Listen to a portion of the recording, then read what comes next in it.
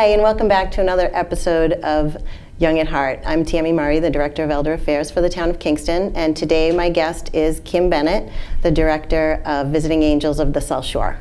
Hi, and welcome. Hi, thank you. Thanks for coming on today. Thank you. Before we start, I just want to disclose that Visiting Angels is where I've been doing my internship since September. I chose them for a lot of reasons. Much of what Kim says will show you why I chose them. They're just a huge amount of knowledge in one company. And the stuff I've learned there, I couldn't have learned anywhere else. So we can just get started with that. First off, if you just want to give us a little background about Visiting Angels, about Nate and Lou, perhaps. Sure. And how they got started. Sure. The company was started 17 years ago. Visiting Angels is actually a franchise, so they are nationwide. We were 12th for the entire franchise, and now they're about 560. So they really did get into the home care business very early on. Nate Murray and Lou Shippers are the owners of the company. Nate is a clinical social worker and Lou is a psychologist. So back 17, 18 years ago, they were doing counseling. And what they would find is they would have couples that would come into the office for marriage counseling, and they sort of discovered that they actually really liked each other. They were just in this sort of family dynamic of the sandwich generation. They had children and they had parents. And as they did an assessment, they found that there was nothing for day-to-day needs to meet elders at home if you weren't sick or if you weren't on Medicaid or Medicare or elder services.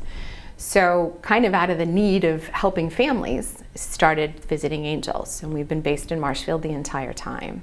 And that was about 16 years ago? This will be our 17th. Yeah, and we were the first private home care company on the South Shore, which is surprising because there's lots that have followed us since. Oh, absolutely. And when I started there, I realized that a lot of you have been there for 10, for 12. a long time. Yeah, we actually even have a caregiver who has been with us for 16 years, which is remarkable when you think of just longevity.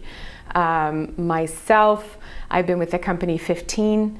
I actually started as a caregiver, moved into weekend staffing, and then I've been the director for, I forget, 12 or 13. Our weekend staff coordinator has worked with us for 12 years, almost every single weekend. And our office staff, totals 6, 7, or 8. So there is a lot of longevity, and many of us have been in the caregiving fields. I'm a rehab social worker by trade, so even or CNAs or med techs, and then we move into administrative roles that we obviously can do too. So part of Visiting Angels is that it's private pay. And I found when I was going back to my office and talking to people about home care, or talking about the differences in the different kinds of home care you can get, and whether someone's licensed or they're not licensed, or it's Joe the caregiver with all this office equipment in his trunk. People would get confused about what happens when you're on Medicare or Medicaid and doing private pay. Sure. So can you try and briefly clarify that? Yeah, absolutely. Yeah, because I think a lot of the times people think, ooh, private pay, I can't afford that, or home care, I can't do it. And I think for healthcare in general, we think mostly of Medicare and what insurance pays for. And insurance, Medicare or HMOs or some of the tough secure programs, for people, they will pay for visiting nurses. So you have to either have had a hospitalization or an acute illness or a change in your physical status to get help at home for insurance to pay. So you really kind of have to be sick. And for that, the services don't last for long. It really only goes in for that short period of time. And with changes in healthcare, basically since the 90s, that ability has gotten shorter and shorter. The time is a lot less. Once you get better, the insurance and the coverage goes away. And that's where private care really kind of fits into sustaining somebody healthy for long periods of time. Even if it's just a few hours a week, it can give a check-in for somebody who doesn't have any family around, or their food shopping, or their medications. It really, if somebody's been in rehab and gets visiting nurses to come home, but needs more help with the day-to-day laundry, personal care that the care doesn't provide, we can be there the same time the visiting nurses are there. And that actually, I think, really maximizes somebody coming home. Yeah, they can do much better. I've seen a lot of that where you guys work so closely with the visiting nurses and different doctors' offices and things like that. Yeah. it really, as we were just talking about where you were today, it's a benefit to get to meet these doctors. I mean, Absolutely. when we went and met Dr. Nair, I'm amazed what that man has to share. And he just kind of goes off and talks about things, and you're like, oh, I even looked up his textbook, but it was a little too much for me now. But he's an amazing doctor. He's an amazing, and you don't realize how good the professionals are around here that, you know, write textbooks that can actually see your loved ones, you know. So there's two questions I want to get to, so I'll try and keep them this way. What makes you stay with the company? What gives it that pull for you to stay in what you're doing? I think as a social worker and having worked in hospitals and rehabs in that setting, you know, what keeps me here is being able to walk into somebody's home or nursing home or assisted living, we work in all of them, and being able to troubleshoot what they and the family need. So it really, it's kind of like walking out on a blank slate and trying to figure out, to put the puzzle pieces together so that they can have a better quality of life. When you're at home, as you have found with the work you have done, is a lot of psychosocial stuff. You know, it's when you're in somebody's house, it's different than the hospital. You have a lot of dynamics, but that is a fun challenge to help the caregivers through that. I am lucky to be able to meet healthcare professionals like Dr. Nair or Dr. Song, who I met today at Milton, who's the head of gerontology.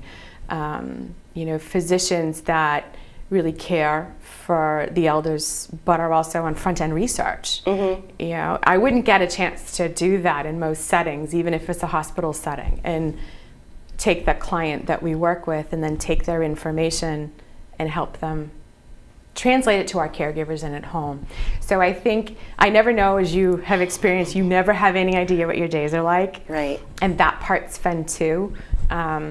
I could walk in and think it's going to be one thing and it's something entirely different. Right. So the challenge is good that way. And I did notice, just, you know, coming in from my background into a home care agency, the networking that you guys do and the other councils on aging, or you work with our council on aging and all the others, I felt like I did more networking being with you and going to these different meetings than I would have, even though we're close-knit at councils on aging. It was like it got me out and into those rooms so that we could all, you know, converse and share and stuff like that. Get to learn.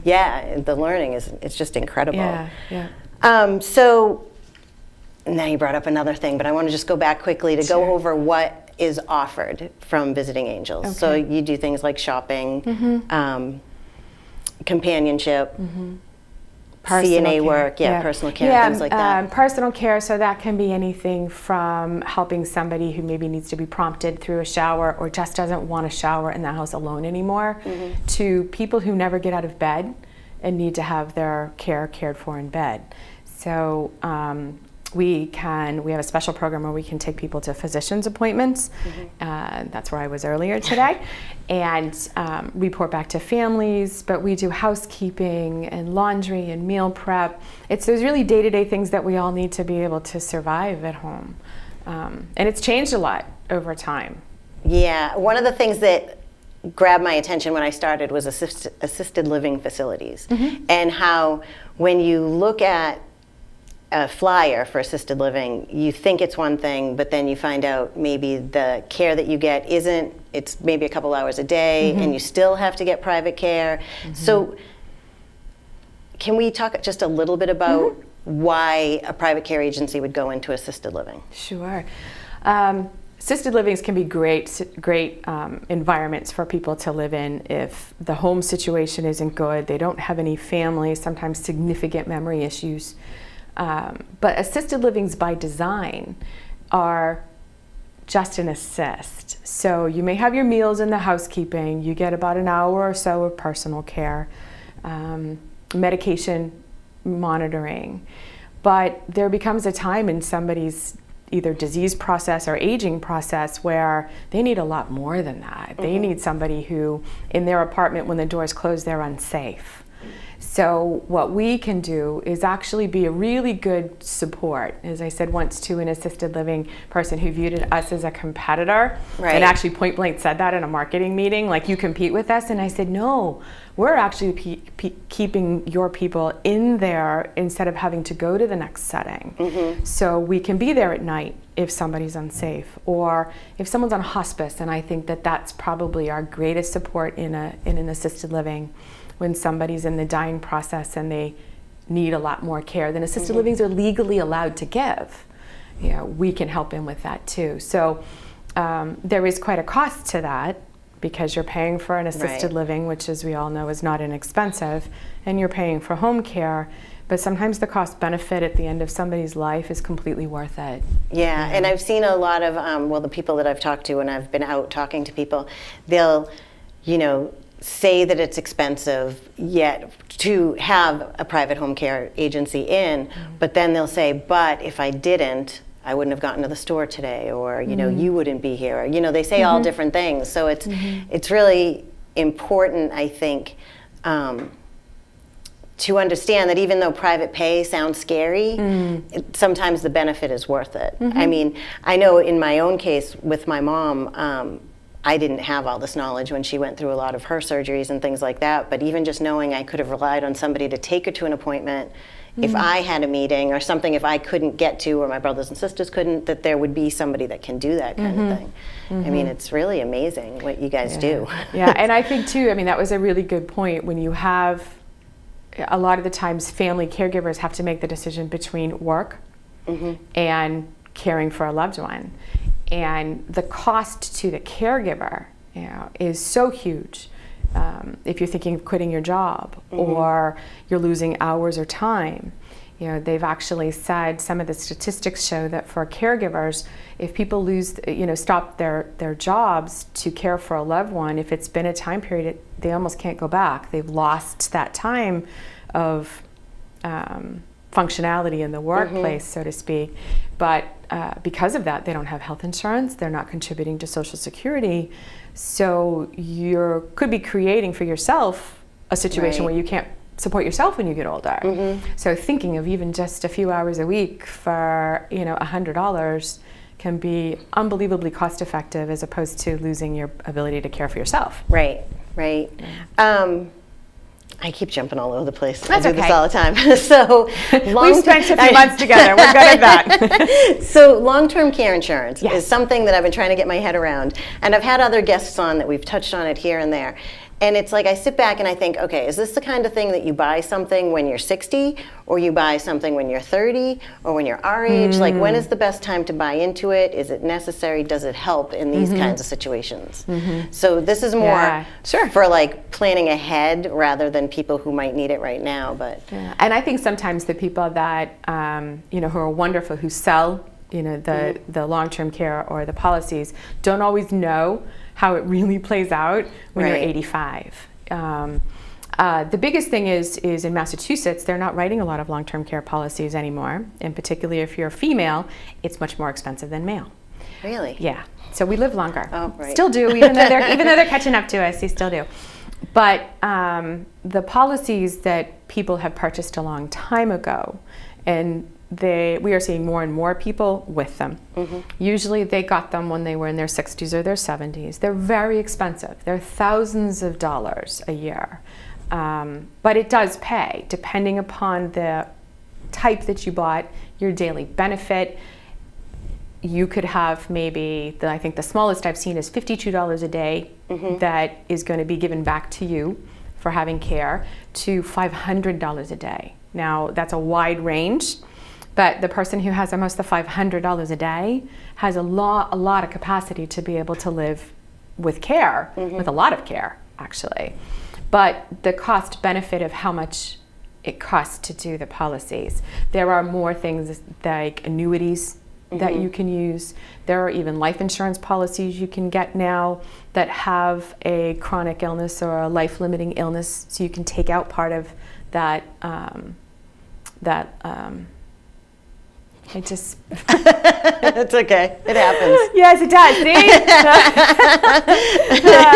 that you can use that money then for your care.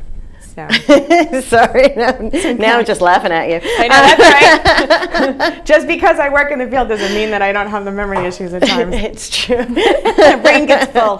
That was one of the things, talking about memory issues, that we learned with Dr. Nair about people who walk versus people who run, and how walking is actually really good brain exercise, where running kind of takes you out of reality, so it doesn't exercise your brain as much. And I thought that was fascinating. Yeah. I mean, it's the runner zone. You think about that. People get into a zone and they're not concentrating, and the studies show that walking is best for your brain. Yeah, and that's because you pick up on your surroundings and what you're doing and things. So it's really interesting to find that stuff out. So this was an interesting fact that I came upon last night at work. About a year ago, we were talking about with Tom Coulter about seniors, and he came up with a statistic that by 2020 there will be more seniors, more of a senior population than kids in elementary schools or in high schools. So I actually ran the figures for Kingston last night, and I spoke with our superintendent of schools, and for Kingston, the seniors that the senior center services versus the kids that are in high school right now are almost 1,000 more seniors than the kids that are in K through 12. Wow. So I thought that was amazing, because I'm thinking, here I was quoting 2020, and it's actually right now. And it fascinated me, because when you think about the resources that we have for people, and that, you know, we all live longer, but we have to work more and, you know, put our kids through college or do all these things, that when mom or dad, you know, I can totally understand what that would do to someone's marriage if they had kids in college and a parent who is sick. I just wonder, like, what kind of resources that are out there that people wouldn't know about necessarily when it comes to something like Visiting Angels. Yeah, I think, so are you thinking of things like medications where pharmacies will pre-fill them and deliver? Yeah, you know, anything like that. Yeah. So, you know, there are different pharmacies that, because, you know, to run over to mom and dad's house because they're a little confused to make sure that that pill box is filled, you know, is not just a 20-minute visit. You know, that's a good couple hours. And it's very, if you've ever done anybody's medications and it changes all the time, it's completely confusing. But there are pharmacies that will actually pre-fill them. One of them is local. It's in Marshfield. He's fairly new. St. George's Pharmacy, and he'll pre-fill the packs and deliver. Wow. You know, that's a huge thing. You know, there are services like Visiting Angels that will drive people. We have a program that will take people to outpatient procedures. You know, that we kind of created when we started finding younger people. Actually, we got a lot of requests for plastic surgery for a while. We had a plastic surgeon that was calling us because people needed rides and they can't drive after a colonoscopy, or even after a biopsy. Now you can't go in a taxi. Yeah, and they used to just let you walk out the door. Now you have to have proof that you have a ride. That you have a ride. Yeah. And so we started a program like that, because the majority of the people who used that for a while were in their 40s and 50s. You know, so resources that may be considered for seniors, you know, can also help people individually at home. I mean, you have elder services, Old Colony and South Shore Elder Services, that are income-based, but a lot of times we partner together. So you've got the Meals on Wheels, or you have a homemaking, or, you know, we had one gentleman that I went to go see that needed help writing bills.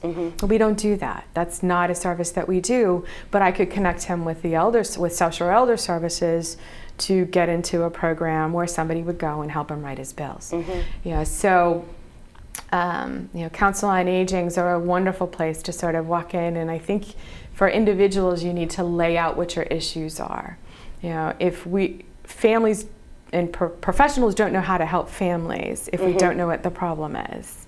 Right. So and that's where some of the psychodynamic family junk resides. Because sometimes they don't know. Yeah, they don't even You're know. looking at them going, oh, I know. But you have to tell me. But and finding the way to bring that out and get them the help that they need. You know, I mean, at my house, our family's pretty open, and you know, we joke with a lot of the care providers that came in when my mom was ill, and we'd make light of certain situations, but we always threw all the cards on the table. And it's interesting to see how dynamics work, or how adult children still at times don't know the role or the boundary or the don't understand the shift, you know, in being the one to then care for their parent.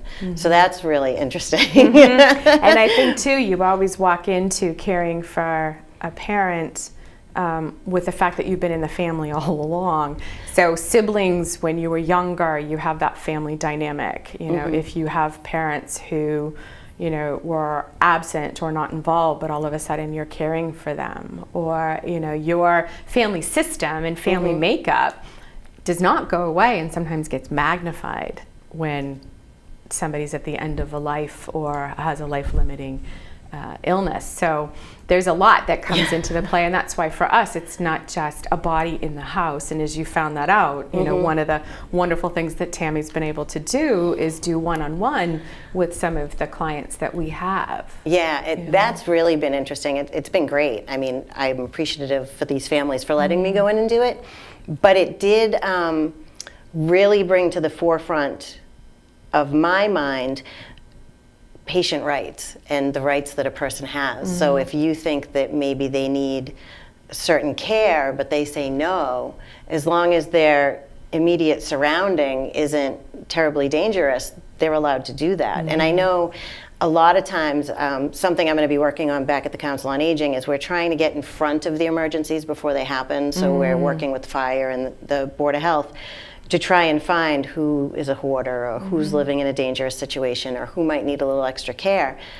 And what I've been able to bring to the table most strongly is, yes, we can do this, but if Mary doesn't want us to come in her house, we can't force our way into Mary's house unless there's an absolute reason for that. And that's one of the reasons why I find home care to be so important, because you can kind of, the caregivers when they go in can gauge the surroundings, and they seem to know the difference of when something's actually an emergency or if it's the way the person's been living forever. You know, I know that there's a specific case not related to visiting angels where someone has a hoarding issue and some forgetfulness, some dementia probably, and they're more afraid of removing him from his environment because of what it will do to him, rather than, so they're focusing on trying to keep him in his environment. So that kind of stuff I think is really important. But patient rights, and a person, as long as they're, I was going to say pretty demented, I don't know if that's that, they're not, as long as they're competent,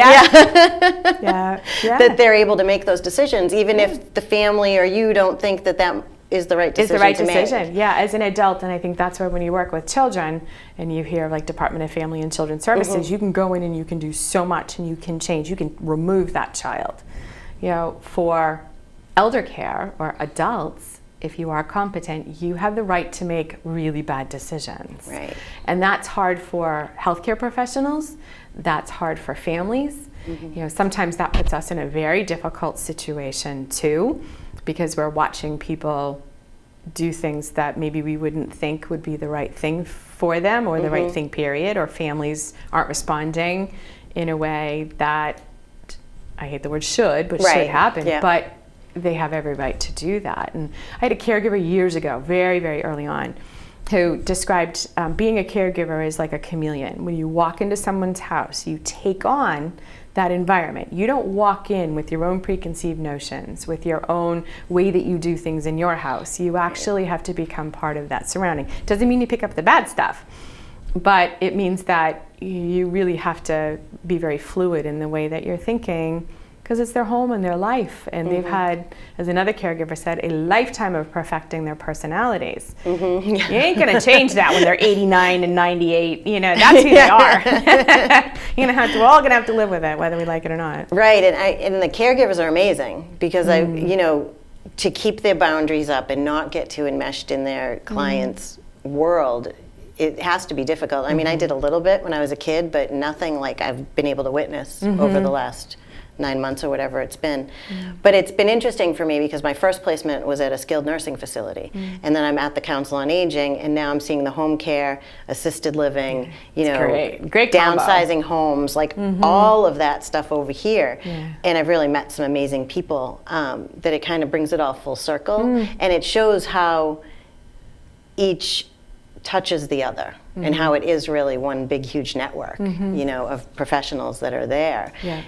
I think sometimes it's unfortunate that the people who need it always understand it, you know, but it's been really cool. Well, and I think, you know, for you and for what you're going to bring back to the town, you know, from this experience of being able to do that, not only will you have your master's in social work, which is great because there aren't that many social workers that work in council on aging. Right. But then also to be able to round that out, to give the people of Kingston a broad perspective of what's out there, because every single elder that you work with will be touched by what you've experienced. It's There's just no way absolutely true. around it. I was surprised one day when I sat there and I rattled something off, and I was like, "Oh, hey, you know, I learned that today." Yeah. So we're running out of time, unfortunately, which always happens. I think it's going to drag, and then it's like, "Oh, it's over." I know it's over. But is there anything else you wanted to mention quickly? I mean, I want to mention that you're going to be at the Council on Aging Yes. from time to time. You're going to be there in April for our Live Well Day. Yep. But is there anything you wanted to say in closing about? Well, it's been Anything? a pleasure to actually have Tammy working with us for Thank this you. year, and I will miss her very much. You know, but I think for people that are listening, access, you know, myself, Tammy, you know, don't be afraid to ask questions. You know, there are people who will be able to give you answers. If you don't know where to start, sometimes you have to say, I don't know where to start, but you've made a phone call. So we start that Great. way. Yep. Thank you very much for coming, and I will miss you as well as the rest of them. But we're not going to talk about that We're yet. not going to talk about that. We're not moving. Yeah. And I want to thank you all for joining us again for another episode of Young at Heart. We'll see you next time.